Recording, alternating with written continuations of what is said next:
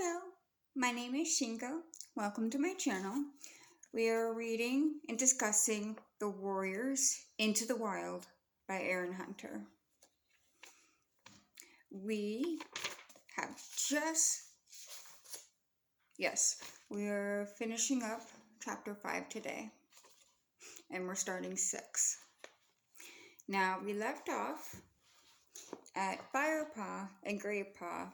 They just had their day of training together with Tiger Claw and Lionheart. Firepaw was shown a little bit of the territory and told about 4 trees and the meeting that clans have every month, every full moon. Firepaw and Greypaw were not invited this time to go to that gathering. That's where we left off. The following morning, Greypaw and Firepaw arrived early at the sandy hollow. They had crept out before Sandpaw and Dustpaw woke. Firepaw had been eager to hear about the gathering, but Greypaw had dragged him away. "You'll hear all about it later if I know those two," he mewed. It promised to be another warm day, and this time Ravenpaw came to join them. Thanks to Spotted Leaf, his wound was healing well. Greypaw played around, scooping leaves into the air and leaping after them. Firepaw watched, his tail twitching with amusement. Ravenpaw sat quietly at one side of the hollow, looking tense and unhappy. "Cheer up, Ravenpaw," called Greypaw. "I know you don't like training, but you're not usually this miserable." The scent of Lionheart and Tigerclaw warned the apprentices of their approach. Ravenpaw mewed hastily. I suppose I'm just worried about my shoulder getting hurt again." At that moment, Tigerclaw emerged from the bushes, closely followed by Lionheart.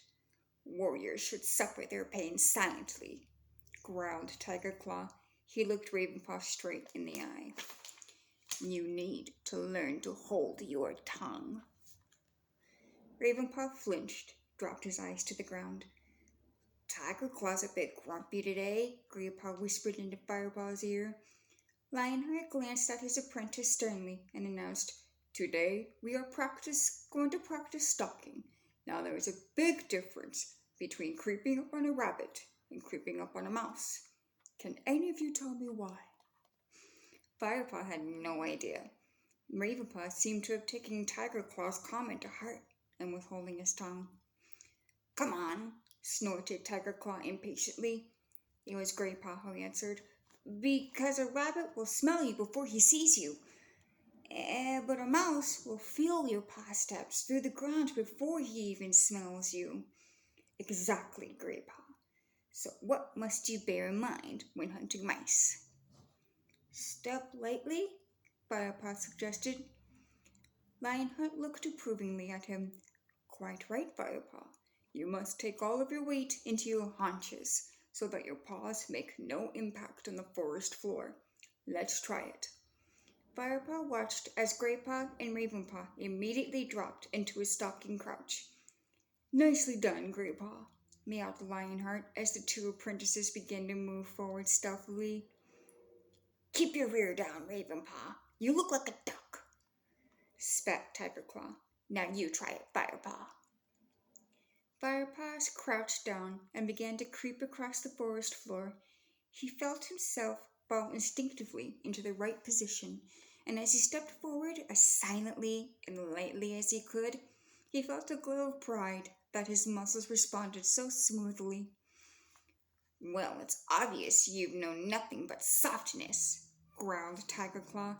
"You stalk like a lumbering kitty-pet. Do you think dinner is going to come and lie down in your food dish and wait to be eaten?" Firepaw sat up quickly as Tigerclaw spoke, a little taken aback by his harsh words. He listened carefully to the warrior, determined to get everything right.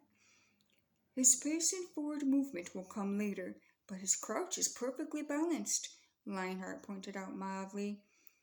"Which is better than Ravenpaw, I suppose," complained Tigerclaw. He cast a scornful look at the black cat. "Even after 2 moons of training, you're still putting all of your weight on your left side." Ravenpaw looked even more dejected.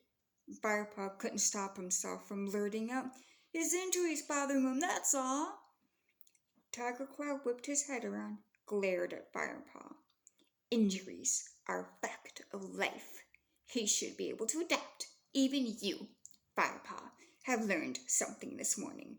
If Ravenpaw picked up things as quickly as you, he'd be a credit to me instead of an embarrassment. Imagine being shown up by a kitty pet." He spat angrily at his apprentice. Firepaw felt his fur prickle with discomfort. He couldn't meet Ravenpaw's eyes, so he looked down at his paws. "Well, I'm more lopsided than a one-legged badger," meowed Graypaw, breaking off from his careful stalking to stagger comically across the clearing. "I think I'll have to settle for hunting stupid mice. They won't stand a chance. I'll just wander up to them and sit on them until they surrender." "Concentrate, young Grandpa. This is no time for your jokes," meowed Lionheart sternly. "Perhaps you might focus your mind better if you try out your stalking for real." All three apprentices looked up brightly.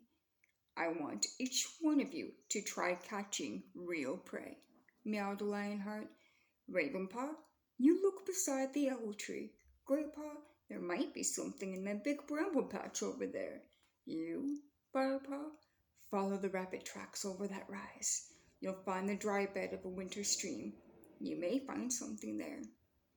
The three apprentices bounded away, even Ravenpaw finding some extra energy for this challenge. With the blood pounding in his ears, Firepaw crept slowly up over the rise. Sure enough, a stream bed cut through the trees ahead of him. In a leaf fall, he guessed it would carry the rainwater away from the forest and into the great river that cut through RiverClan territory. But now it was dry. Firepaw crept quietly down the bank and crouched on the sandy floor. Every sense felt on fire with tension. Silently, he scanned the empty stream for signs of life. He watched for any tiny movement. His mouth open so he could pick up the smallest scent. His ears twisted forward. Then he smelled mouse. He recognized the odor instantly, remembering the first taste the night before.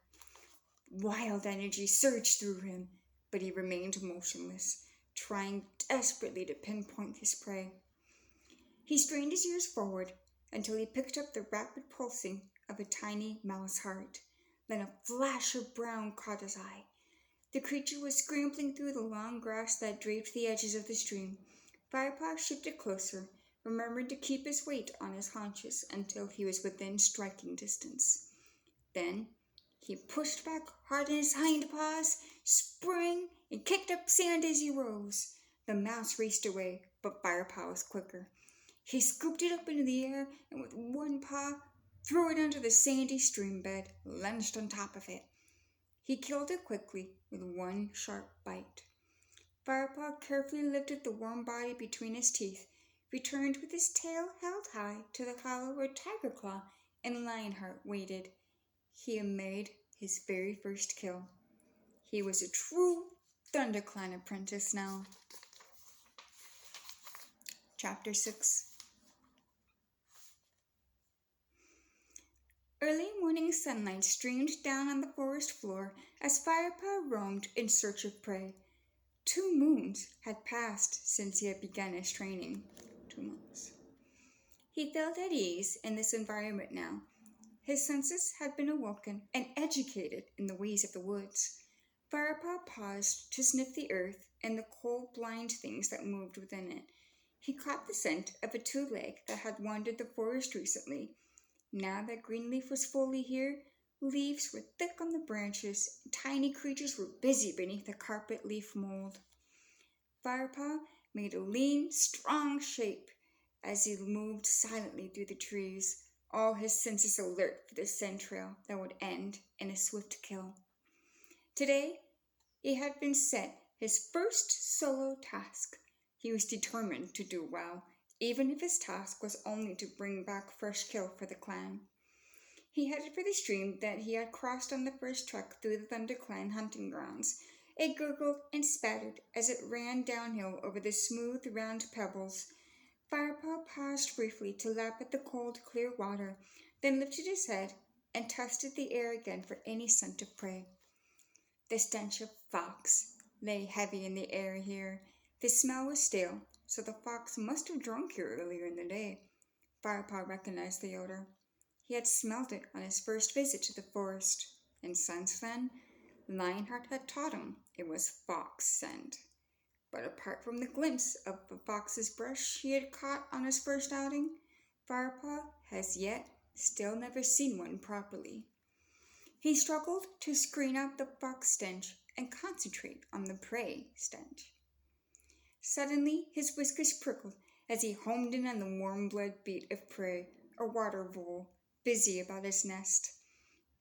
A moment later, he saw the vole. The fat brown body was darting back and forth along the bank as it gathered grass stalks. Firepaw's mouth watered in anticipation. His last meal had been many hours ago, but he dared not hunt for himself until the clan has been fed. He remembered the words repeated by Lionheart and Tigerclaw time and time again.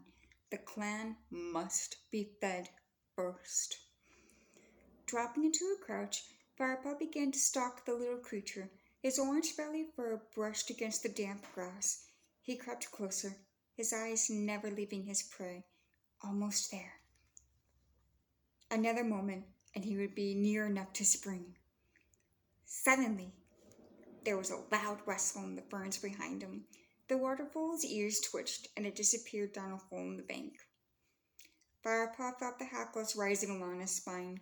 Whatever had ruined his first good chance of catching prey would have to pay. He sniffed the air. He could tell it was a cat, but he realized with a jolt that he couldn't identify which clan it belonged to. The stale stench of fox still confused his small sense. A growl rose in his throat as he began doubling back in a wide circle. He pricked his ears, opened his eyes wide, seeking out any movement. He heard the undergrowth rustle again. It was louder now, off to one side. Firepaw edged closer. He could see the ferns moving, but the fronds still hid the enemy from view. A twig snapped with a sharp crackling noise. From the noise it's making, it must be big, Firepaw thought, preparing himself for a fierce battle. He leaped for the trunk of an ash and climbed swiftly, silently up the overhanging branch. Below him, the invisible warrior came closer and closer still. Firepaw held his breath, judging his moment as the ferns was pushed aside and a large, grayish shape emerged. Roar! The battle cry rumbled in Firepaw's throat. Claws unsheathed, he launched himself at the enemy and landed squarely on a set of furry, muscular shoulders. He dug in hard, gripping his thorn-sharp claws, ready to deal a powerful warning bite. What was that? The body below him shot straight up into the air, carrying him with it. Graypaw? Firepaw recognized the astonished voice and caught his friend's familiar smell, but he was too fired up to loosen his grip. Ambush! Spat Graypaw, not realizing that the cat gripping under his back was Firepaw. He rolled over and over in an attempt to dislodge the attacker. Ruff! Firepaw rolled with them, squashed and flat beneath the heavy body. It's me, Firepaw! He yelled as he struggled to pull free and sheath his claws. Rolling away, he sprang to his feet and gave himself a shake, which rippled all the way along his body to the end of his tail. Graypaw, it's me, he repeated. I thought you were an enemy warrior. Graypaw rose to his feet. He winced and shook himself. It felt like it, he grumbled. You raked me to shreds. Sorry, Firepaw mumbled. But what was I supposed to think with you creeping up on me like that? Creeping up? Graypaw's eyes were round with indignation. That was my best stealth crouch. Stealth? You still stuck like a lopsided badger, Firepaw teased and flattened his ears playfully. I'll show you, lopsided. The two cats leaped at each other and began rolling over and over in a play fight. Graypaw swiped at Firepaw with a hefty paw, and the young apprentice's head buzzed with stars. Woof! Firepaw shook his head to clear it, then launched a counterattack. He managed to get in a few paw strikes before Graypaw overpowered him and held him down. Firepaw let his body go limp. You give up too easy, meowed Grandpa, loosening his grip, and as he did so, Firepaw sprang to his feet, firing Grandpa off his back and into the undergrowth. Firepaw leaped after him and pinned him to the ground. Surprise is the warrior's greatest weapon, he crowed, quoting one of Lionheart's favorite phrases. He jumped nimbly off Grandpa and began to squirm around in a leaf litter, enjoying his easy victory and the warmth of the earth against his back. I'll stop it there for now. So wow, Firepaw caught his first prey, and 2 months have passed since then. So 2 whole months have passed since Redtail's death and Firepaw leaving his two-leg home and joining the clan. And now it's spring and there's prey all around. What do you think so far? Let me know in the comments what you think. And we'll continue chapter 6 next time. I hope you're having a good day.